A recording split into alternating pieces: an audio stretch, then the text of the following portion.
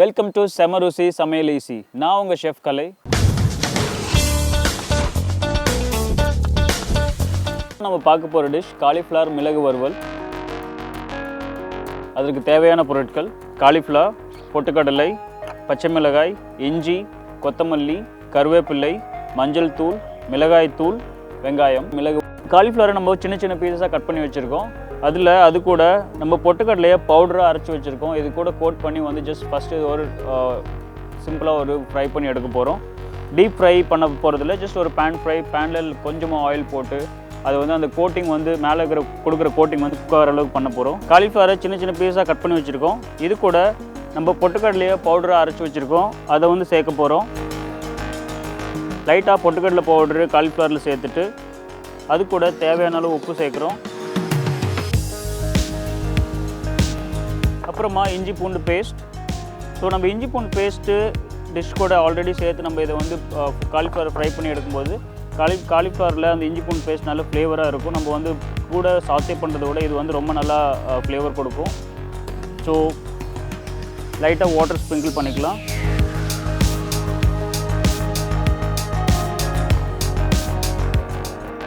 So லைட்டாக water sprinkle பண்ணிவிட்டு அந்த பவுடர் அப்போ தான் நல்லா உங்களுக்கு காலிஃப்ளவர் மேலே கோட் ஆகும். இது ஒரு பேட்டர் அளவு கோட் ஆகாது. லைட்டாக ரொம்ப சிம்பிளாக நம்ம ஃப்ரை பண்ணும்போது சாப்பிட்றப்போ ஒரு கிறிஸ்பினஸ் கொடுக்குற அளவுக்கு இது கோட் ஆகும். ஸோ இப்போ நம்ம ஜிஞ்சர் கார்லிக் பேஸ்ட், பொட்டுக்கடலை பவுடர் ரெண்டுமே சேர்த்துட்டு காலிஃப்ளவரை நல்லா மிக்ஸ் பண்ணியாச்சு. இது கூட உப்பும் சேர்த்துருக்கோம். ஸோ நம்ம டிஷ்ஷை பண்ணும்போது காலிஃப்ளவரில் ஆல்ரெடி சால்ட் இருக்கும். ஸோ இது மிக்ஸ் ரெடி பண்ணியாச்சு. இது நம்ம லைட்டாக பேன் ஃப்ரை பண்ணி எடுக்க போகிறோம். நம்ம இதை லைட்டாக ஃப்ரை பண்ணி எடுத்துக்கலாம். கடாயை சூடு பண்ணிவிட்டு கொஞ்சமாக ஆயில் போட்டுக்கலாம். இது நம்ம டீப் ஃப்ரை பண்ண போகிறதில்ல, நம்ம முன்னாடியே சொன்னேன். இது லைட்டாக அது நம்ம மேலே போட்டிருக்கிற பவுடர் ஒரு கிறிஸ்பினஸாக குக் ஆகிற அளவுக்கு இந்த காலிஃப்ளவர் குக் பண்ண போகிறோம். நார்மலாக காலிஃப்ளவர் டிஷ் பண்ணும்போது காலிஃப்ளவரை ஃப்ரை பண்ணி எடுப்பாங்க. ஸோ கண்டிப்பாக அது ஒரு ஹெல்த்தியான ஆப்ஷனாக இருக்காது நம்ம காலிஃப்ளவர் டிஷ் பண்ணுறதுக்கு. ஸோ இதை நம்ம பொட்டுக்கடலை பவுடரில் கோட் பண்ணி இதை நீங்கள் கொஞ்சமாக ஆயிலில் குக் பண்ணி எடுக்கும்போது காலிஃப்ளவரும் குக் ஆகிரும். அதே சமயத்தில் நம்ம மேலே போட்டுக்கிற பவுடர் அதுக்கு சாப்பிட்றப்போ ஒரு கிறிஸ்பினஸ் கொடுக்கும். ரெண்டாவது, மற்றபடி காலிஃப்ளவர் டிஷ் பண்ணும்போது சில டைம்ஸ் நம்ம வாட்டரில் பாதி குக் பண்ணி எடுத்து அதுக்கப்புறம் ஒரு டிஷ்ஷாக பண்ணுவாங்க. ஸோ அப்போ என்ன ஆகுனா நம்ம காலிஃப்ளவர் இருக்கிற மோஸ்ட் லைக் அந்த விட்டமின்ஸு திங்ஸ் எல்லாமே சில வாட்டரில் லூஸ் ஆகிறதுக்கு சான்சஸ் இருக்குது. ஸோ நீங்கள் இது மாதிரி பண்ணும்போது அதோட கம்ப்ளீட் சத்து எல்லாமே நமக்கு சாப்பிட்றப்ப கிடைக்கும். அதே சமயத்தில் டேஸ்ட்டு கம்ப்ளீட்டாக டிஃப்ரெண்ட்டாக இருக்கும். ஸோ இதை லைட்டாக குக் பண்ணி எடுத்துக்கலாம். மேலே இருக்கிற அந்த பவுடர் பொட்டுக்கடலை பவுடர் ரொம்ப குக் ஆகணும்னு அவசியம் இல்லை. ஈவன் அது குக் ஆகலைனாலும் உங்களுக்கு ரா ஃப்ளேவருக்கு வராது. ஏன்னா அது ஆல்ரெடி ஒரு டோஸ்டட் பவுடர் தான். ஸோ இப்போ பார்த்தீங்கன்னா சைட்ஸ் எல்லாமே லைட் ப்ரௌனிஷ் ஆகிட்டு வருது. நம்ம ஆட் பண்ண அந்த பொட்டுக்கடலை பவுடர் குக் ஆகி ப்ரௌனிஷாக மாறிட்டு வருது. அதே சமயத்தில் காலிஃப்ளவரும் கொஞ்சம் கொஞ்சமாக குக் ஆகி வெல்ட் ஆகிட்டு வருது. ஸோ பார்த்தீங்கன்னா காலிஃப்ளவர் நல்லா ஆல்மோஸ்ட் குக் ஆகி நம்ம ஆட் பண்ண அந்த பவுடர் கம்ப்ளீட்டாக ஒரு கிறிஸ்பியாக குக் ஆகிருக்கு. ஸோ இதை நம்ம எடுத்துகிட்டு திரும்ப நம்ம இதோட மசாலாஸ் அண்ட் ஆனியன்ஸோட டாஸ் பண்ண போகிறோம். ஸோ இது ஒரு பவுலில் சேஞ்ச் பண்ணி வச்சுட்டு இதே பேனில் நம்ம டிஷ்ஷை ஃபினிஷ் பண்ணிடலாம். இது ஒரு கம்ப்ளீட் ட்ரை டிஷ்.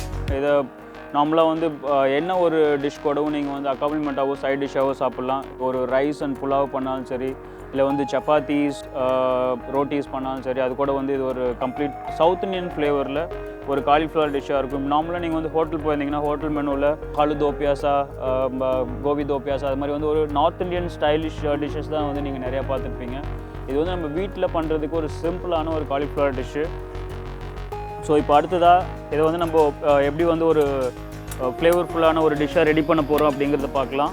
ஸோ இப்போ அதே பேனில் நம்ம லைட்டாக ஆயில் ஹீட் பண்ணிவிட்டு இது நான் சொன்ன மாதிரி ரொம்ப சிம்பிள் டிஷ். இது கிரேவியாக இருக்காது, ட்ரை.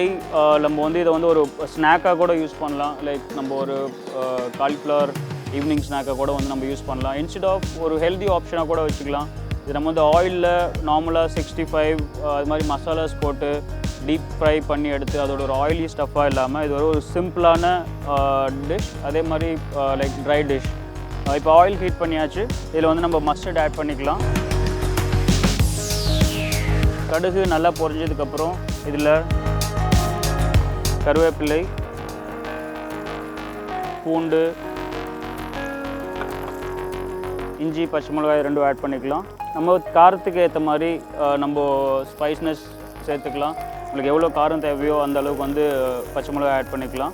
நம்ம இது கூட அடிஷ்னலாக நம்ம வந்து சில்லி பவுடரும் ஆட் பண்ண போகிறோம். நம்ம சில்லி பவுடர் ஆட் பண்ணும்போது ஜஸ்ட் ப்ளைன் ஒயிட்டிஷ் கலர் இல்லாமல் கொஞ்சம் கலர்ஃபுல்லாக இருக்கும். அதனால் நம்ம சில்லி பவுடர் ஆட் பண்ணலாம். அதே மாதிரி ஸ்பைஸ் அண்ட் ஃப்ளேவருக்காகவும் நம்ம சில்லி பவுடர் ஆட் பண்ணுறோம். ஸோ நம்ம திரும்ப சில்லி பவுடர் ஆட் பண்ணதுனால க்ரீன் சில்லி மினிமமாக ஆட் பண்ணிக்கோங்க. ஸ்பைசி லெவல் கம்மியாக இருக்குன்னு நினச்சிங்கன்னா. க்ரீன் சில்லி, ஜிஞ்சர் எல்லாமே குக் ஆகிடுச்சு. நம்ம ஆனியன் ஸ்லைசஸ் ஆட் பண்ணிக்கலாம் அதில். ஸோ காலிஃப்ளவர் மிளகு வறுவல்னு சொன்னேன். இதில் மிளகு வந்து நம்ம லாஸ்ட்டில் மேலே ஆட் பண்ணும்போது அந்த மிளகோட ஃப்ளேவர் வந்து ரொம்ப நல்லாயிருக்கும். அதே மாதிரி அதோடய டேஸ்ட்டும் வந்து உங்களுக்கு கிடைக்கும். நம்ம எப்போதும் மிளகு எந்த டிஷ்ஷில் ஆட் பண்ணணுனாலும் அது வந்து நம்ம கடைசியாக மேலே ஆட் பண்ணி மிக்ஸ் பண்ணால் போதும். நீங்கள் இனிஷியலாக வந்து ஆட் பண்ணி சாத்தே பண்ணணுன்னு அவசியம் கிடையாது. ஸோ ஆனியனை வந்து ரொம்பவும் சாத்தே பண்ணணும்னு தேவையில்லை. சாப்பிடும்போது உங்களுக்கு வந்து ஆனியன்லேருந்து ஒரு க்ரன்ச்சினஸ் கிடைக்கும். ஸோ இப்போ ஆனியன் வந்து லைட்டாக சாத்தே ஆயிடுச்சு. இது கூட வந்து நம்ம மஞ்சள் தூள் அண்ட் மிளகாய் தூள் ஆட் பண்ணிக்கலாம். கொஞ்சமாக மஞ்சள் தூள். நம்ம ஆல்ரெடி க்ரீன் சில்லி சேர்த்துருக்கோம், அதனால் வந்து கொஞ்சமாக மிளகாய் தூள் சேர்த்துக்கலாம். சேர்த்துட்டு எல்லாத்தையும் நல்லா மிக்ஸ் பண்ணி எடுத்துக்குவோம். ஸோ நம்ம ஆல்ரெடி வந்து காலிஃப்ளவரில் வந்து சால்ட் சேர்த்துருக்கோம். அதனால் வந்து இதில் கொஞ்சமாக நம்ம இருக்கிற ஆனியனுக்கு எவ்வளோ தேவையோ அந்த அளவுக்கு சேர்த்துக்கலாம்.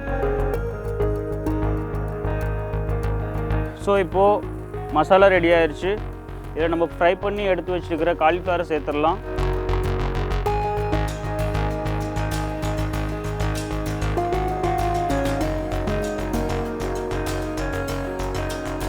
ஸோ இப்போ ஃப்ரையான ஆனியனோட காலிஃப்ளவர் சேர்த்தாச்சு. காலிஃப்ளவர் ஆல்ரெடி குக் ஆகிருக்கு. ஆனியனும் வந்து நம்ம அந்த க்ரன்ச்சியாக இருக்கிற அளவுக்கு குக் பண்ணிட்டோம். ஸோ இது ரொம்ப நேரம் குக் பண்ணணுன்னு தேவையில்லை. ஸோ இப்போ கடைசியாக நம்ம வந்து இது கூட அந்த மிளகு ஃப்ளேவர் சேர்த்துடலாம். மிளகு சேர்த்துடலாம் அது கூட.